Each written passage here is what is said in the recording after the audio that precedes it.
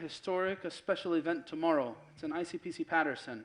That event is going to be our annual fundraiser, and it's for the purpose of paying the last installment on this space here. Alhamdulillah, this masjid, believe it or not, is almost 6 years old now, and it's almost paid off. In June 2022, this coming June, it's going to be 6 complete years.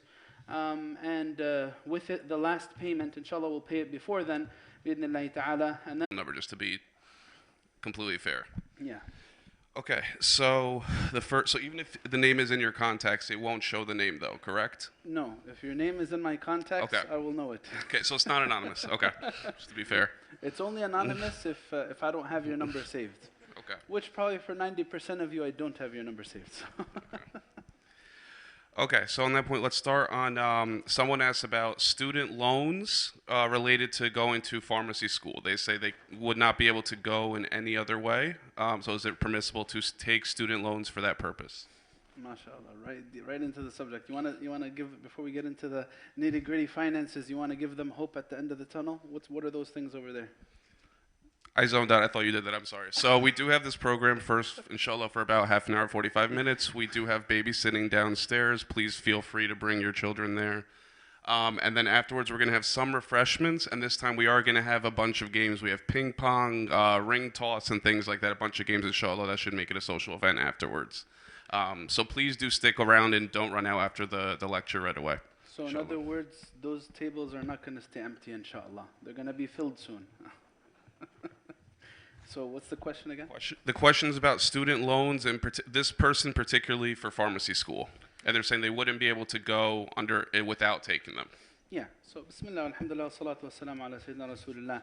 That's a really good question, you know, because we live in a time and a society where, you know, life is really expensive.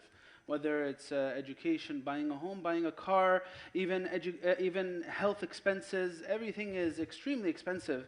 And actually the manner of financial dealings in our country are often based on lines of credit. People often live beyond their actual means in terms of the bottom line, in terms of their actual income. That's the nature of how many people live their lives. And of course, good or bad, that's a different discussion, or how I should view that, it's a different discussion. But when it comes to dealing with some of those realities, you know, they represent real financial needs, especially when you're talking about the realm of education. However, this need, we need to get there. There's a few steps for us to get to that quote-unquote need. And what we mean by that exactly is, I need to exhaust every effort I possibly can as a Muslim to make sure that I do what's in my power to make sure that I'm not in an interest-bearing agreement. And that's what a student loan ends up being. And what is in my power is, one, seeking grants, scholarships, and there's plenty of those. And in fact, if you look up the statistics and the data, you'll find that many grants and scholarships go entirely untapped into you know, on a yearly basis. So that's something that is required upon me religiously before I can go for the quote-unquote need. And so that's the first step. The second step is to see if we could find what we call in Arabic a qard hasan. And that's basically a non-interest-bearing loan. And do we have any model of that or any conceptualization of that in our communities today? We actually do. In a standard way, we have that through an organization. It's still growing, it's still young, and it's called a continuous charity. A continuous charity is a very good model of an organization that is allowing many of our young people to get through college without having to take interest-bearing loans.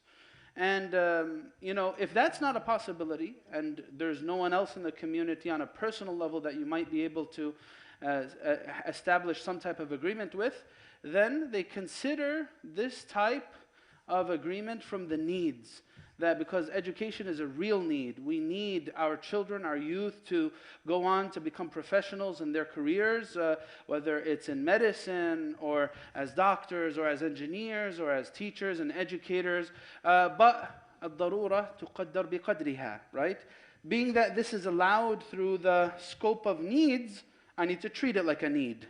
And that means when I take on this loan as soon as I graduate and it starts accruing interest 6 months after, I need to do what's in my best power to pay off this loan as soon as possible. And that's a shar'i requirement. It's not something that I should take lightly. I cannot allow that loan to linger for a decade or two while I use the money for superfluous things that aren't essential. Wallahu a'lam. Okay, so is it fair to say that overall a traditional interest-bearing loan is, without any other context, generally haram, but if there is a need, we can make exceptions.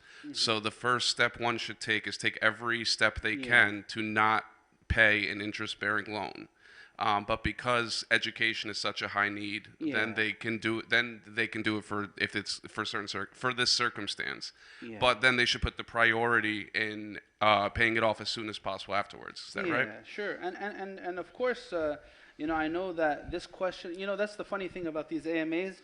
The questions usually create questions, right? So this answer might have created a bunch of other questions. Well, why are interest-bearing transactions prohibited to begin with? That is something that needs a detailed answer as well, but perhaps we could get into it some other time, inshallah. Inshallah. There is another question actually about Islamic loans in general. Do you want, since it's related, do you want to stay on this? Sure, if it's related. Okay. Well, I guess first on the student loan thing, I think they said pharmacy school. Can we say that this, and if this goes too far and that's a too detailed of a topic that you don't want to get into tonight, stop me. But is it fair to say that all education can be under this category of need, or? Yeah.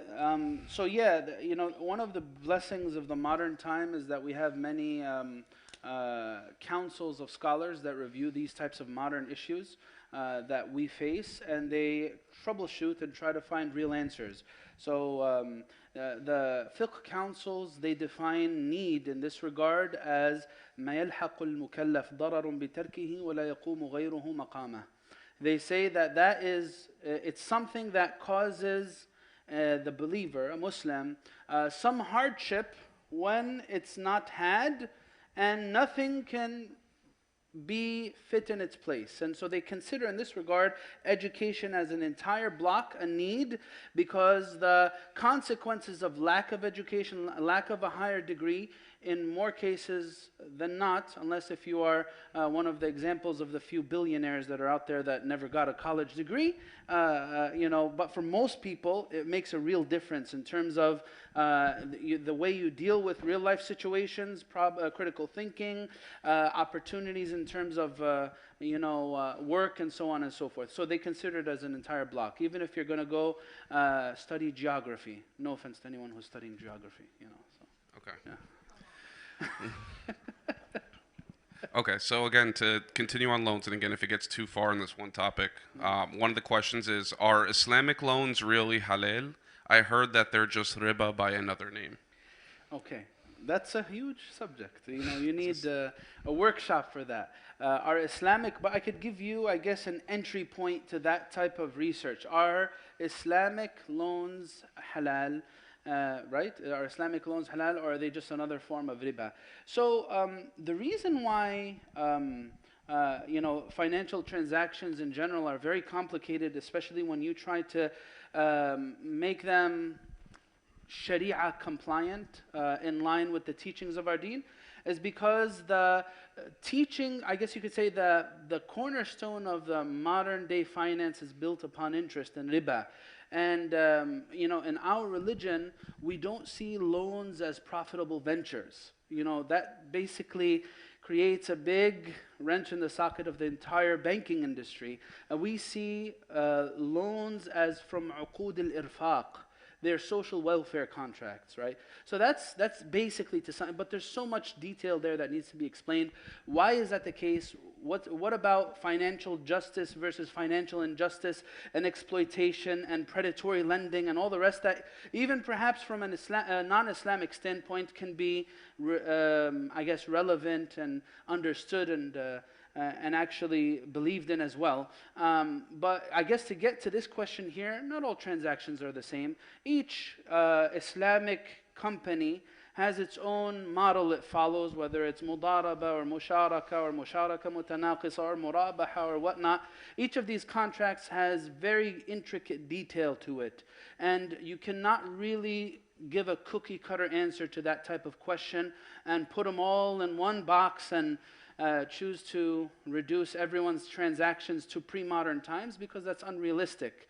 The Islamic finance market needs to navigate a very complicated system in terms of the modern day realities, and the ultimate goal is to provide real solutions to real needs. So that's how I would answer that question.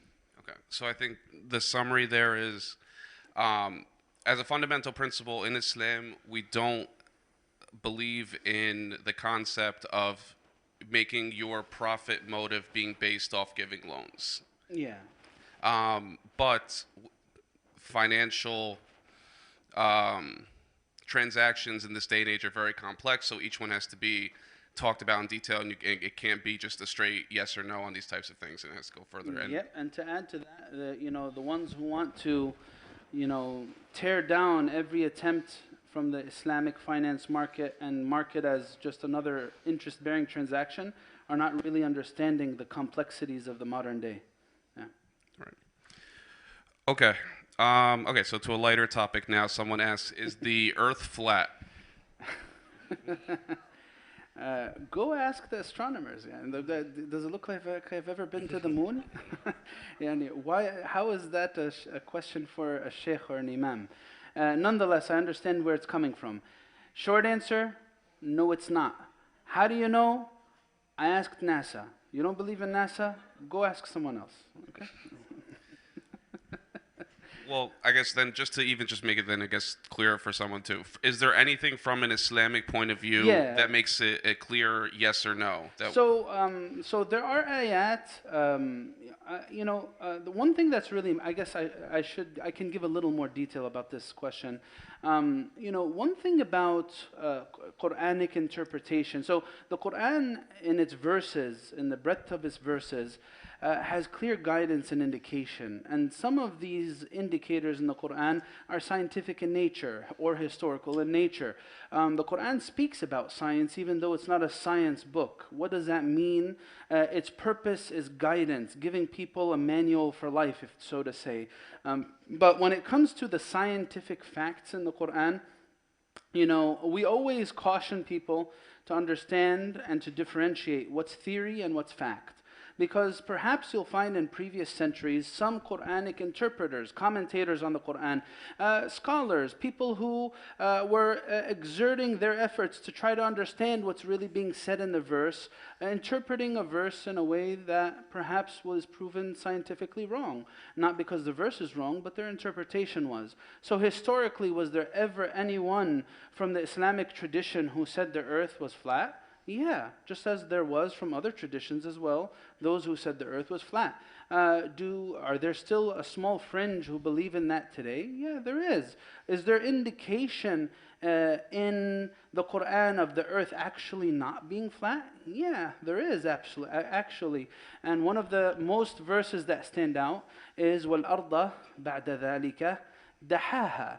And the earth after that, He made it, like we use the word dahaha for eggs. And the eggs are oval in shape. So dahaha, it indicates the oval shape of the earth. So that's the word linguistically in Arabic. And there's other indicators, by the way, of the earth not being flat in the Quran. You could find that. If anyone's really interested about that, just text me afterwards, flat earth. I have a series of articles and videos that I put together from the Islamic standpoint that actually address this question, because one of the brothers asked me it recently. So I can send you that if you'd like, inshallah. Just send after we're done with the session, just put flat earth, and I will send you the proof how the Quran actually says that the earth is not flat. Yeah. So it's fair to say that you can, in the Quran, people have historically used the Quran a long time ago, use it to defend or to even just on their own come to the interpretation that the earth may have been flat. They misinterpreted. And nowadays you can use the Quran in the same way. Well, not even nowadays, but you could also just in general use the Quran in the same way to come to the conclusion that the earth is round. Of course. So that we should be careful in using the Quran as our primary mode of understanding science. Is that? No. What I'm actually trying to say is, don't use the Quran to establish theory. Actually limit it to the facts, because perhaps theory might change in a few years, and if you say that affirmatively this is what's meant by the verse, then you might end up falling in error or attributing error to the Quran when it's really your interpretation. That's one of the beauties of the Quran, by the way. For anyone who's hearing about it for the first time, if you read it, you will find that the Quran is what we call Hammal Awjuh. Is actually, with its limited verses and its depth of meaning, we as Muslims see it as sea without a shore. You could find an erudite scholar approach the Quran and extrapolate certain meanings from it, and then you could find a simple average person extrapolate other meanings from it. It's a remarkable book that you'll find relevant to the the scholars of the highest caliber, as well as the most average person. Okay, I'm going to read this one as is because I'm not sure I understand it. I think you probably will.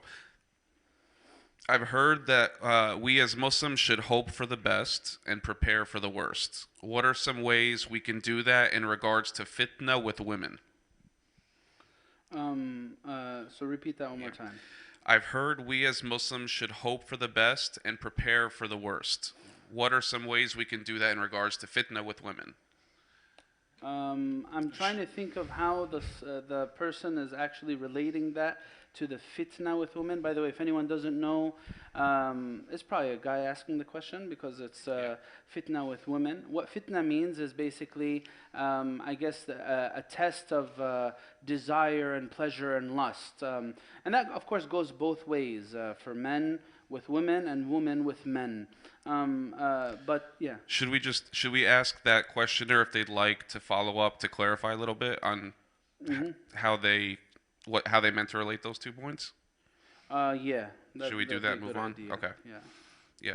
And please do in general, I think most of them are usually good, but sometimes really make sure that you're linking the sentences so it's clear why you're giving the background you're giving to for the actual question, because sometimes that doesn't come so obvious. You could see it through here too. Oh, this is probably easier.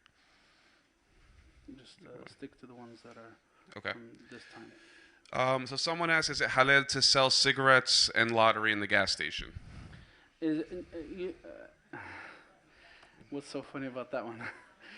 Is it haram or is it halal to sell cigarettes and lottery in the gas station? So here's something, for us as Muslims, if it is haram to consume something, it's actually haram to earn from it as well.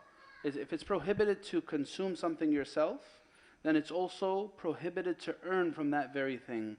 So for us, we see cigarettes as a prohibited substance. Why is it a prohibited substance? Because it is something that certainly harms, and certain harm doesn't necessarily mean death, because we know people live for decades on end with smoking, but it certainly harms the body and absolutely provides no value, health value or health benefit to the body. It harms the person that's smoking. It also harms second-hand smokers on a higher degree, and it actually also is associated with a bunch of other things that influence a person spiritually. So that would be the answer. And then lottery tickets, it's also a known prohibition in Islam that gambling is not allowed as well. So lottery is gambling, and that would make it something prohibited to sell. Okay, and I think probably, again, so obvious. So I think the one clear thing is these two things are inherently haram things. And I think this kind of fitna comes up a lot of times in the West, right? Like let's say the gas station, they're selling a lot of things. These happen to be two things in that thing. There might be a lot of other halal things, selling water, things like that. Yeah. So does someone leave their job in that situation? No, so look, there's a difference between, so there's a bunch of things to consider here. When you're an owner of such a business and you're selling that, you're definitely responsible for those earnings that are coming from that. And when you're an employee at a business and you actually have nothing to do with it, then we have, varying, levels of consideration. Are you someone who is directly dealing with something that's haram and prohibited on a regular basis? Or are you someone who simply is employed by that business that sells things that perhaps you don't believe in? If you're the latter, then of course it's okay for you to work there. So for example, scholars today, they allow working at a bank, for example, if you're a security guard, or if you're working in IT, or something that's not directly associated with the prohibited transaction that we don't agree with in our deen.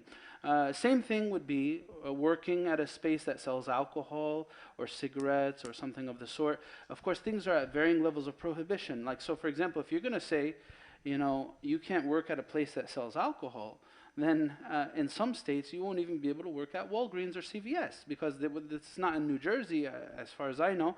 But if you go to some other states, in Walgreens and CVS, they have a full aisle for alcoholic drinks, right? So, if you don't have anything to do with it, or if you have very little to do with it, then that makes the questionable aspect of your employment very, very minimal.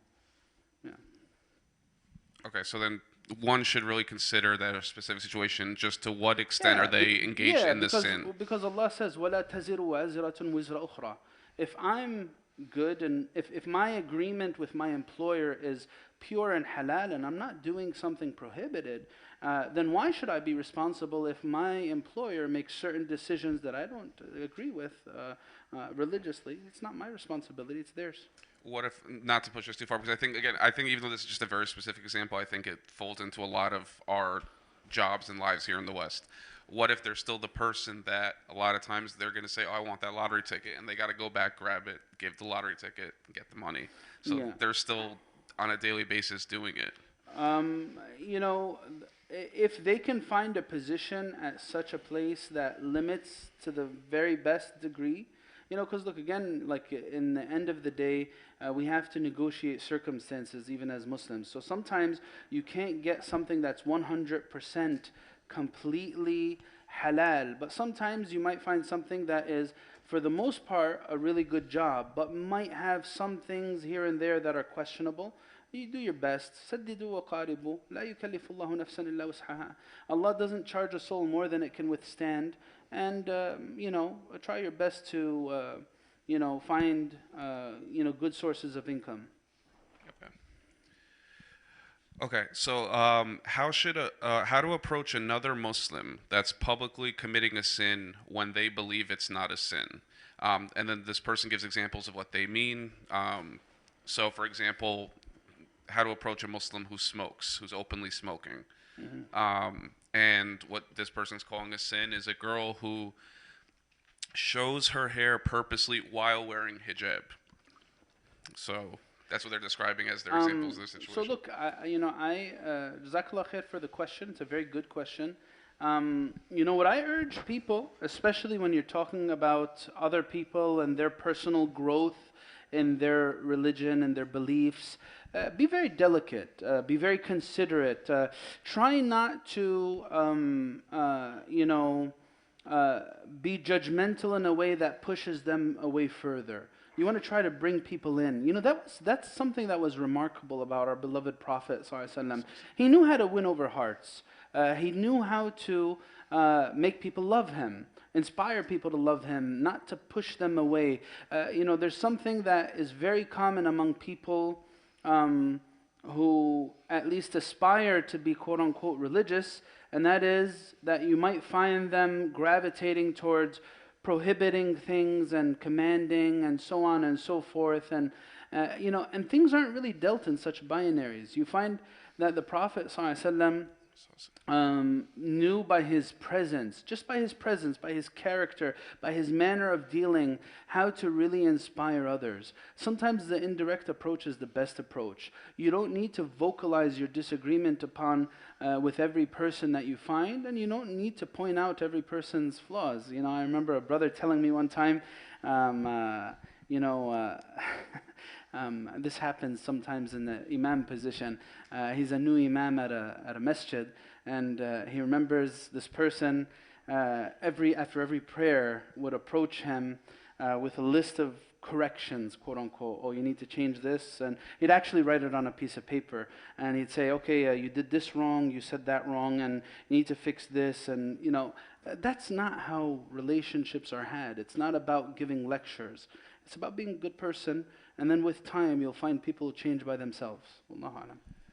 So then to go back, I think this is a struggle a lot of times too that we're dealing with here. How does one deal with that and what they might perceive as the Quran says, "Wa'mur bil ma'ruf," and the idea that we have a responsibility to try to correct wrong around us again, and balancing that with, I think the summary of you just said is there's a softness that has to be taken into account here and not pushing driving people away. So how do you balance those two?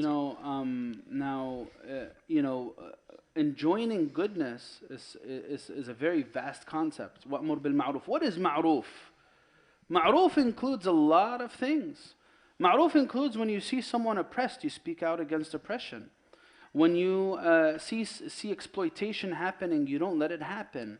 When you see the rights of others being stripped from them, that you be a part of the process of rectifying. That's ma'roof, isn't it? Right? Ma'roof is also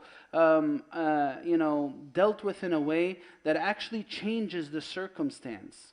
Now, if the Prophet ﷺ, and the companions, they did not have this tear down, scorched earth approach to those who disagree with them. They didn't have that. Why do you think people maintained their personal beliefs for centuries on end, in some of the provinces of Islam, one of them being Egypt? Even to this very day, you still have Coptic Christians. How would that possibly survive if the Prophet ﷺ and the companions set a very intolerant standard of basically tearing down everyone who's a detractor? That doesn't work like that. Yeah, you instruct people in an effective way that actually changes it. But they say actually in Amr bil Ma'ruf and Nahi al Munkar, if what you're going to do actually only contributes to the detriment of a situation, you need to be quiet. You need to stop. And actually there's a story about this. One of the invaders of the Muslim empire, they were the Tartars from Russia. And when they invaded the Islamic empire, they wreaked havoc left and right. They shed a lot of blood. And it was one of the scholars of the time, was with a group of his students. And they were intoxicating themselves. They were drinking alcohol. So his students said to him, why don't you tell these people to stop drinking? You know how much of a violation it is in our religion. So he said to them, if I tell them that this drinking of theirs is actually what preoccupies them from doing other forms of oppression that are far worse, shedding our blood, taking our rights away. They're invaders. They were invaders, right? So he actually taught him an important lesson. You don't try to fix a situation with something that actually makes it worse. That's one of the things that you consider. What's one of those things? If I was to confront my brother, sister, mother, father on certain issues, it would actually lead them to curse the religion or disbelieve in a verse or a hadith. Then you know what? I'm contributing to something. There's a beautiful statement by one of the Sahaba. One of the most beloved people to Allah are those who make Allah beloved to people. Those are the most beloved people to Allah. الَّذِينَ يُحَبِّبُونَ اللَّهَ إِلَى خَلْقِهِ. So that's something important to consider. I know, sometimes when people become religious, they have a zealous stint in the very beginning. They start tearing down things, they take down trophies, they start Xing out eyes and heads, and they start throwing things out, and so on and so forth. But that's not really the right approach. So I'll try to summarize it there. That's one should focus on when it talks about you're trying to fulfill your responsibility of enjoying the good. One, I mean, prioritize the important things. Yeah. Not to say the little things don't matter, right? But little Yeah. things, but it's the important things, and to be careful on the effects of the action, not Yeah. just. Well, I just have to keep saying this. I don't care if it's going to push them farther away or something like that. I have to Yeah. see what kind of effect it's going to be. Yeah. But they should at least make it clear that, at least even if in a soft way, with all the provisions that you'd given, they should, in a soft way, at least make it clear if they don't know that this is something wrong, that they should at least be aware, that this is something wrong, right? Not necessarily. Not even necessarily. There's a time for everything. Some people. I know this. I've seen it happen when someone accepts Islam. You always have a few brothers or sisters that want to grab that person and give them a few lectures. Oh yeah, you got to start doing this, and you got to stop doing that, and you got to abandon this and abandon that, and you got to change your name, and you got to do this and that, and all of that is actually it has the opposite effect. It's very wrong. Not every wrong needs to be pointed out in the moment. Some things need time to be corrected. Yeah. Okay.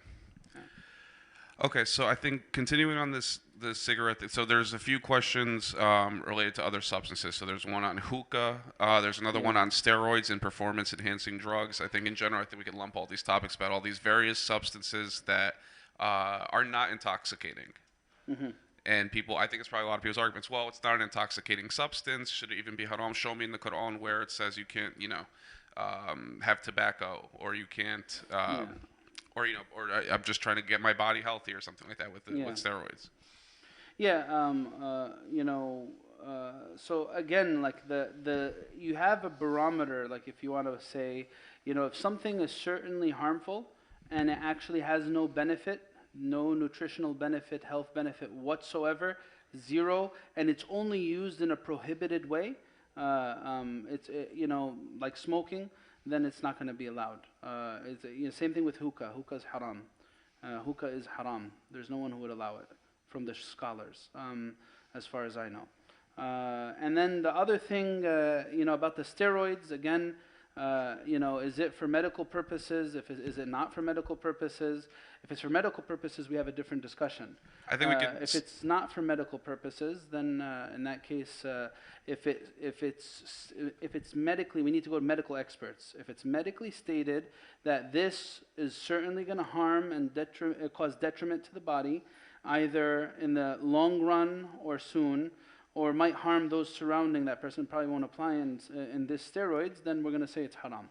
If they're going to say it has the potential, but there are some benefits, so it's not really all in the same regard, then we're going to say with the absence of a clear text to prohibit, then it would be makruh, for example. Yeah. Okay, so if I understood correctly, if it's clearly harmful, then it's haram, and if I heard that right, without benefit. Yeah. And tobacco generally would fall under that category. Yeah. If I'm okay, and of course, please correct me if I'm misunderstanding. But something even like if steroids, it could depend on the risk-benefit assessment. And that point, if there is harm and benefit, it can be under the category of necessarily makruh, but not haram. So I gave you a general standard. Steroids specifically. I would need to ask a doctor. Offhand, I don't know of any benefit besides the medical needs. That what benefit would someone have in trying to get their arms puffed up until it's a foot outside there? But what benefit is it? What benefit is there in that? That to make myself the size of the door. So if that's the purpose of having those steroids, then they're absolutely haram. Yeah. Just while I think someone just asked a follow-up saying, what about if I'm just smoking hookah occasionally? Then you're doing haram occasionally. Well, I think that's a good question because I think that's a lot of the ways people think, though. I mean, so I'm just doing this sin occasionally. It's a minor thing. I'm only doing it occasionally. It's not like I smoke hookah every day. Yeah, so when we say harm, we don't mean it's going to kill you. That's like I said in the beginning. It doesn't mean it's necessarily going to kill you. But this is something associated with those who have a certain lifestyle. That lifestyle is not one that's I guess inspired by remembrance of Allah. It's associated with certain types of gathering, fisq, disobedience in general. So that type of act, even if you do it once in a while, that's like someone asking me, well, what's the ruling of drinking wine once in a while? It's prohibited in our deen. Okay, there's a lot of questions on business related topics, stocks, and more interest related questions and things like that. Do you want to go back down that route, or do you want to skip some others for a while? If there's other subjects, then we Okay. could continue with the other subjects. We could go back to those later, since there were so many about finances so far. I have a friend who is Christian and she isn't religious. She shows interest in Islam. She likes hearing and learning about it, alhamdulillah. What do you think I should do towards this situation? Christian Um, friend, not very religious, interested in Islam. well, I think that's beautiful. I think one of the best things you could do, and something that should never be underestimated, is be a good friend first and foremost. Be a good person. Make sure that your principles, your values, are actually inspired in your behavior and your dealings with that person. I've had more than one situation where, you'll find that the person is open to the religion, but the Muslim that's around them is actually very lousy in their practice, and actually exhibits behavior that's actually the opposite of what the religion inspires. So I'd say first and foremost, be a good person, try to be a good Muslim, be a good friend. Give them space and time to learn and explore. Perhaps consider bringing them to sit down with an expert or someone who's a professional to get their questions answered. That helps a lot sometimes, and especially with giving perspectives that maybe perhaps you can't give. Let them come and see our masjid. Let them come and sit in on a khutbah, on a lecture. Let them see the Muslim community function normally, nothing very formal. Let them just see how Muslims operate with each other. I think that's a beautiful thing. Yeah. So generally, take it slow. Try to get them involved in Yeah. and seeing the community as much as they can, basically at Yeah, a slow level. absolutely. And just be there to support and answer questions, connect them if they need connection, so on and so forth. So this one is an interesting one. I think probably might be. Anyway, so the idea of ex-spouses going on trips together with the kids, or hanging out with each other because of the kids at each other's homes. They've been Okay. watching movie night and things like that.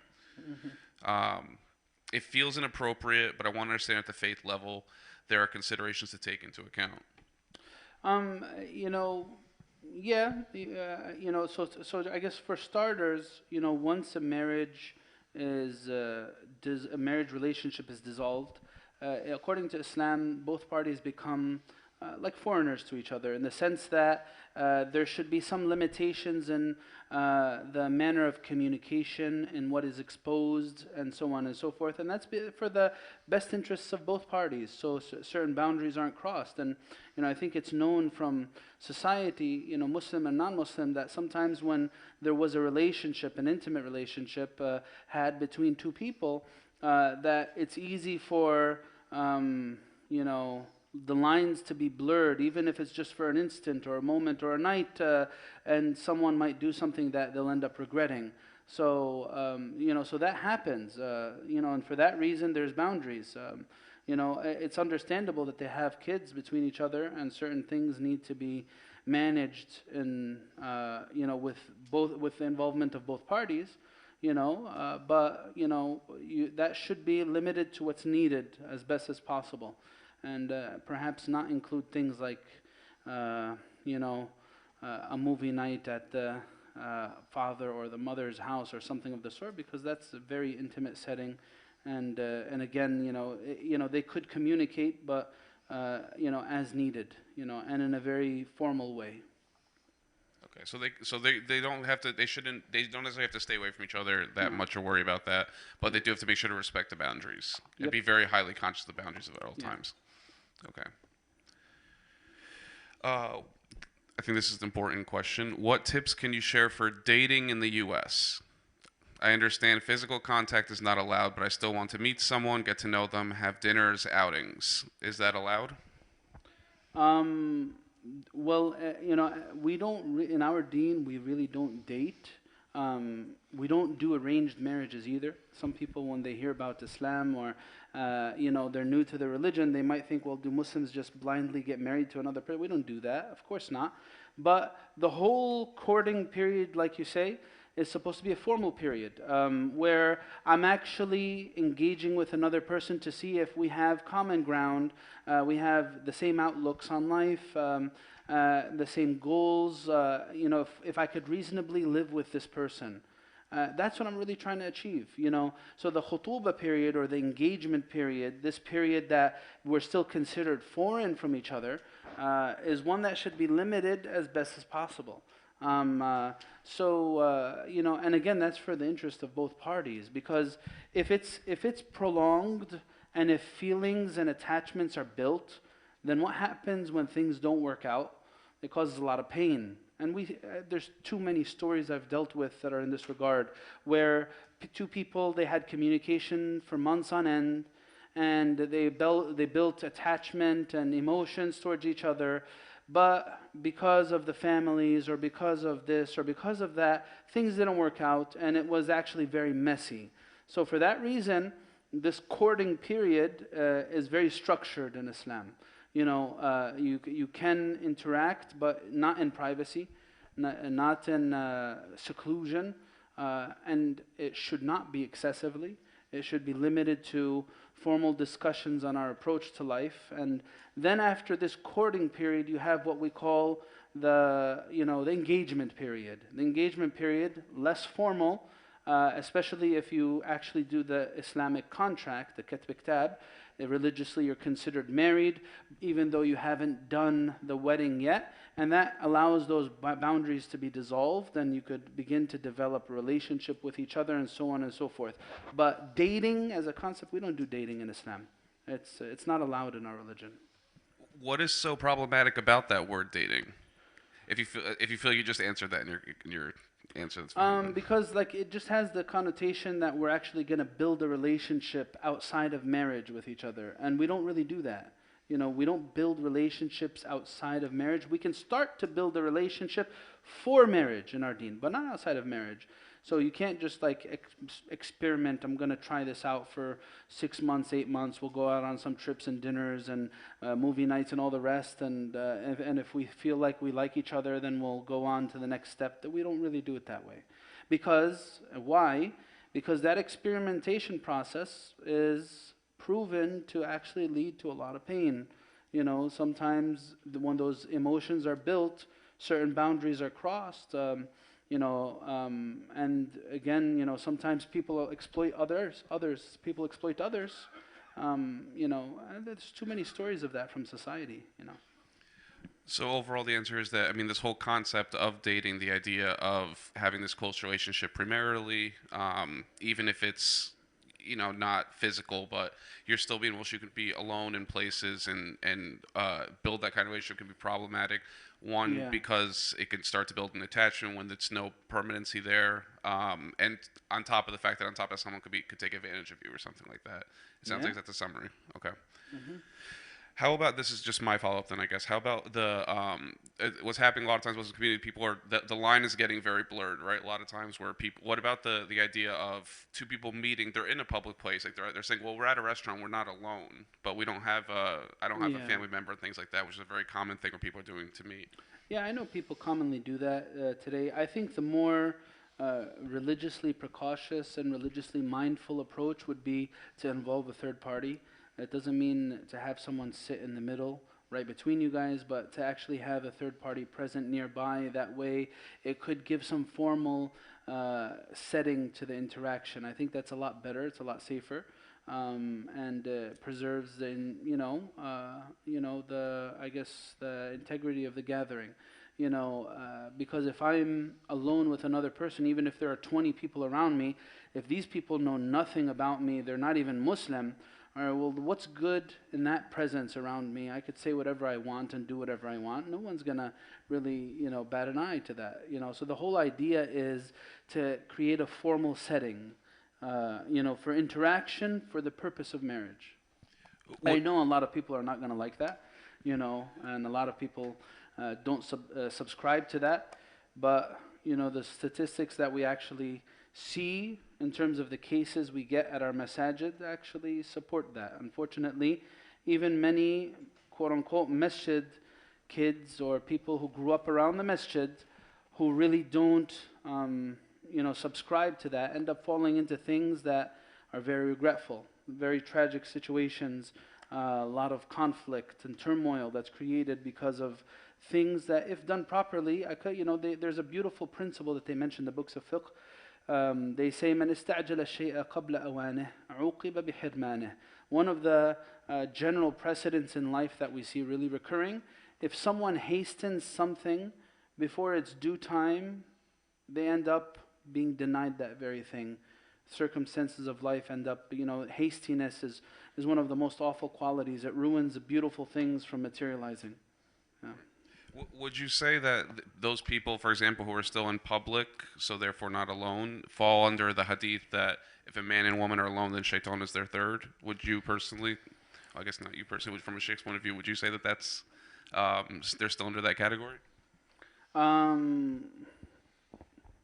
I would say very likely, because actually they are, because they say one of the conditions in order for khulwa to not be had is there needs to be the presence of a party that has some taqwa, right? A person of taqwa, a person of God consciousness, a good person. Because like if everyone around you is completely what you're doing is absolutely normalized, even if you were to take it to the furthest degree, then that presence really doesn't do anything to remove that sense of khulwa. Wallahu alam.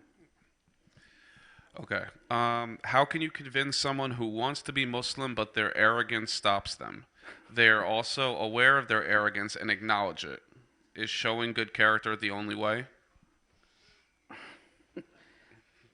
I hope I'm not arrogant, That's how I would start answering that question. We should all be, even if a person recognizes that they have arrogance, it should not be very easy on the tongue to note one of the actions of the heart that's in another person. Be very careful from that. When it comes to arrogance, showing off, even when it comes to envy, when it comes to, some of those other actions of the heart, make sure that you don't loosely attribute that to others, because that's one of the things in the heart. Allah knows it best. If the only thing denying a person from Islam is their arrogance, as you say, then I would say just continue to give da'wah bil husna, right? Because the Prophet ﷺ had to deal with very hostile circumstances in terms of people who not only were just quote unquote arrogant, people who actually physically brutalized him and the companions, physically attacked them, and their sanction by Allah was to continue to give da'wah with goodness. With time, sometimes barriers are removed.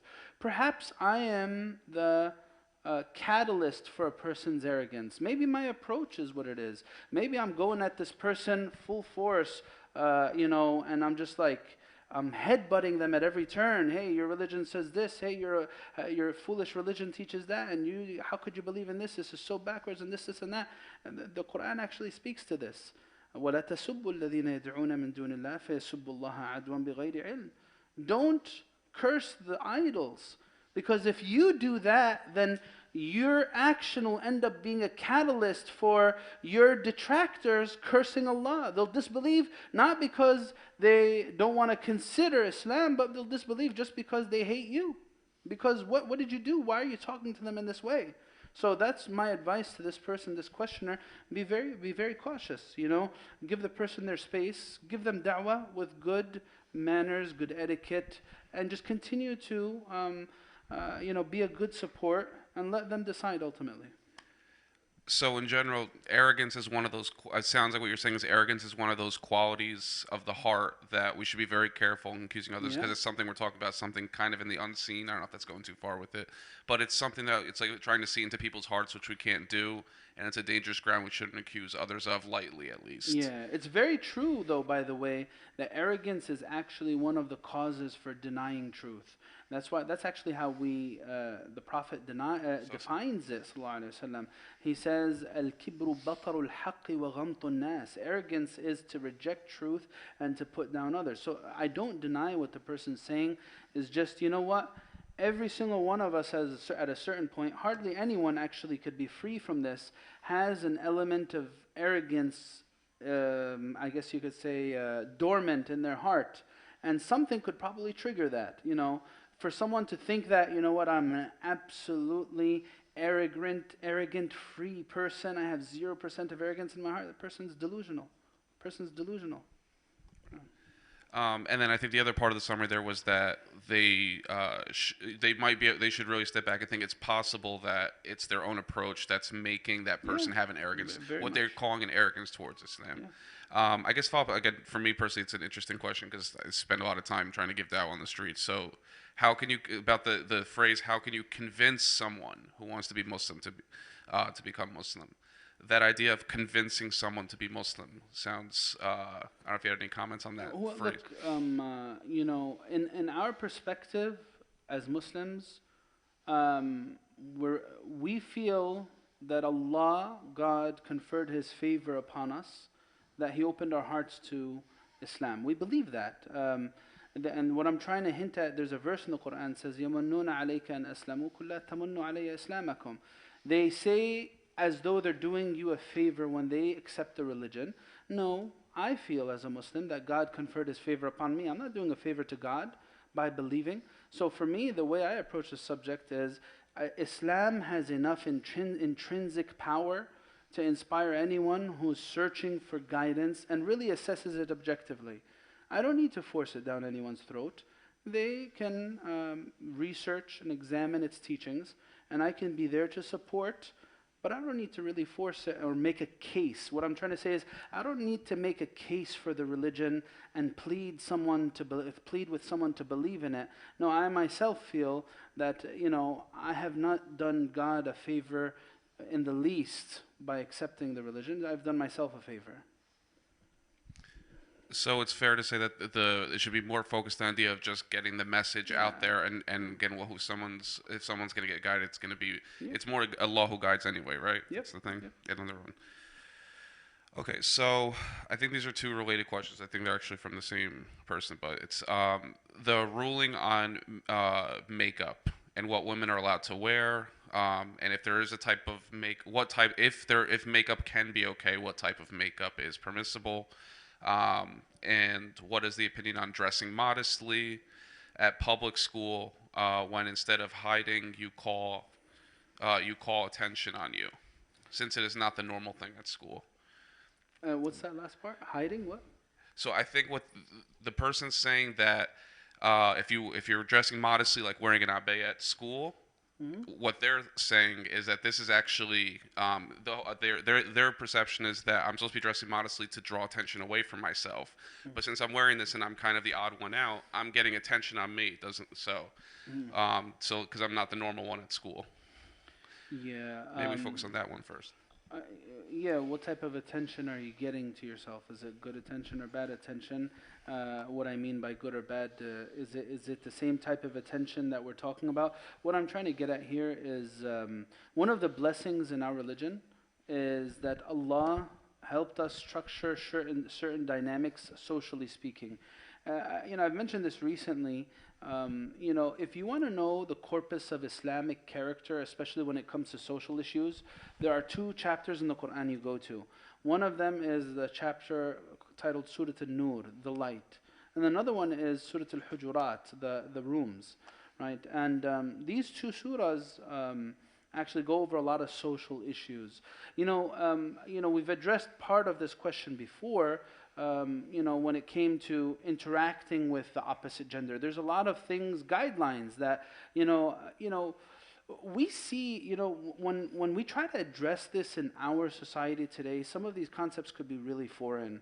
It could be difficult to relate to some of this, especially in our society, when society today There is, so much promiscuity in society today, over sexualization of things. You know what? Exploitation of women's bodies, especially when it comes to, selling items and in business and sale and all the rest, or when it comes to, movies and shows and, that whole, entertainment industry and all that. You really can't come to relate to some of these things until you see the damage it's caused for society. And in terms of assessing the damage, you know what, even from a non-Islamic standpoint, this is something that's relatable. People can understand and digest it. Because now, the social fabric of society has been torn apart when you're coming to respecting certain boundaries, when it coming to the family institution being corrupted, and when you're coming to many people growing up without a father or a mother or both, and the causes of that, and the lack of planning, lack of vision in terms of bringing a little human being into this world, and all of the problems, that the compounded problems that come about from that. It's some serious stuff. It's not, you really need to start looking at it like that. Because if I was to come here and say, oh yes, women need to dress like this and they need to cover that, and men need to do this, and so on and so forth, and that, you start getting an idea that the religion is extremely restrictive, when that's not the idea that's there. It's not patriarchal, it's not matriarchal, it's something that's actually considering the effect that you see in society. It's a two-way street. You know what? We make up society together. The members of society. I influence society. Society influences me. Right? Now, of course, I could give a whole talk on just this subject, this question. So some of these questions are really deep. When it comes to the dress, the whole idea there is, when I communicate with other people, Islam tells me I need to look at and assess the outcome of this communication. Is it going to be detrimental to me? Is it going to be detrimental to them? Is it going to lead to a prosperous end or not? So when I start considering these things, that's why there's guidelines for men. What are the criteria for men's dress? Is there idea of men sexualizing themselves in a manner that negatively influences women? Yeah, there is that. Is there the opposite true as well? Yes, there is that. So that's why we have a dress code, quote unquote, a broad dress code for both men and for women. Yeah. So, jazakallah khair. Barakallah feek. So anyway, getting back to the question, there were specific parts of that question that were asked, right? Yeah, well, I think the interesting part of the second part was that person's interpretation that it was the purpose of trying to dress modestly was just to not get attention, period, regardless of the type of attention it is. That's not the purpose of it at all. If that was the purpose of it at all, then you wouldn't have found women companions becoming scholars and leaders like Sayyidah Aisha or like Nusayba bint Ka'b or other scholars throughout the history of our ummah that were females, that were teachers of men and teachers of society. There's actually a book just written about this. It's called Al-Muhaddithat. This book is written by Shaykh Ahmed Akram Nadwi, and this book is all about women scholars throughout the ages. It's actually a multi-volume work. It's a massive work that he put together over many years. So that's not true. It's not. Islam doesn't seek to cancel out women. It doesn't seek to make the woman like a black hole. All right? So that's not true at all. It's not to not get attention. But actually, the idea of hijab is actually a very liberating concept, because it forces men, instead of dealing with women in a very materialistic, physical way, to actually engage them based on the content of character, their minds, their feedback, their input, that type of, not to be at the pleasure of any guy who wants to look at them, So that's how we actually see it. It's a liberating concept. It's not actually an enslaving concept. And if you want to see how society today has actually enslaved women, go see what models say about their lives and their lifestyle. How do they need to maintain a certain lifestyle to be models, right? It's a very, very you know, I guess enslaving way to force someone to live. And it's fair to say probably too that that particular person. I mean, if anything, that attention is actually even more rewards Of for them, course. right? And Because it's a toxic for form of being that attention. strange. Yeah, it's a toxic form of attention. The other one is not a toxic form of attention at all. Yeah, it's actually even going to give them rewards because Yeah. they're being strange and getting that attention. Like, what are you doing? What are you wearing? They're giving dawah first. Then, if anything, they're getting more and more rewards than even being Yeah. just kind of blending in, Yeah. right? So, okay. Yeah. And the makeup specific concept. I don't know if you want to get into that or if that's. It's very detailed. Yeah. Okay. Okay. So the questions haven't stopped coming in at all. I don't know how much longer you want to go for. Maybe perhaps one more question. Okay. It's 8:30. By the way, we're gonna do this inshallah periodically. And inshallah, some other times I'll try to bring some other guests with me. I actually hoped that we were able to get like Sheikh Yasser and Ustad Zaid with me, because we usually do it together, but unfortunately they weren't available. But inshallah, we'll do this periodically, because I know the questions never stop. And the whole idea behind this is to have, an outlet to really engage and get our. Can you sit down, Habibi? Jazakallah khair. On this side, over here. Jazakallah khair. Yeah, so the idea is to be able to engage each other and grow through the process. I need to get my questions addressed. I need to try to get them figured out. So this is why I believe this type of program is really important. Okay.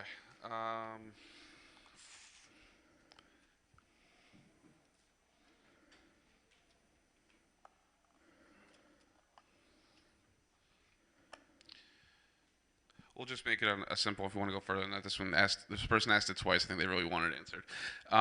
Being an engineer, is it haram to participate in designing or building buildings like churches or casinos and things like that?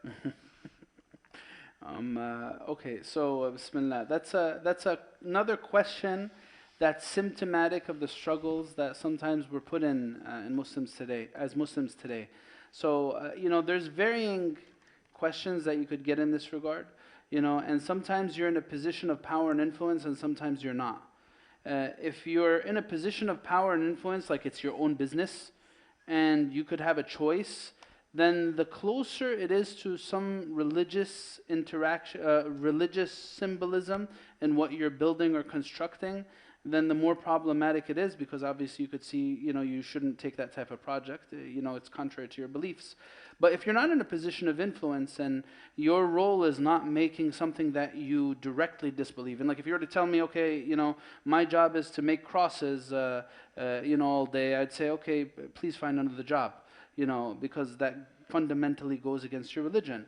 But if your job is, for example, to, make wooden, like these, what do they call them?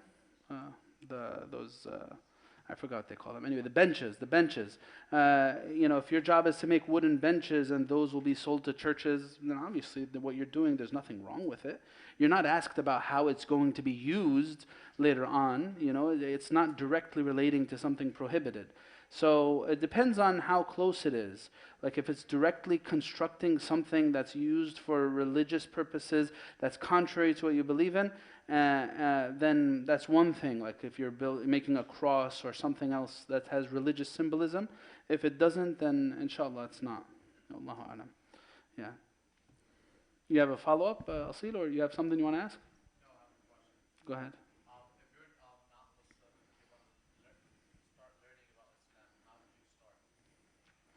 If you're not Muslim and you want to start learning about Islam, how do you start? If you're not Muslim and you want to start learning about Islam, how do you start? A good place to start is with reading parts of the Quran.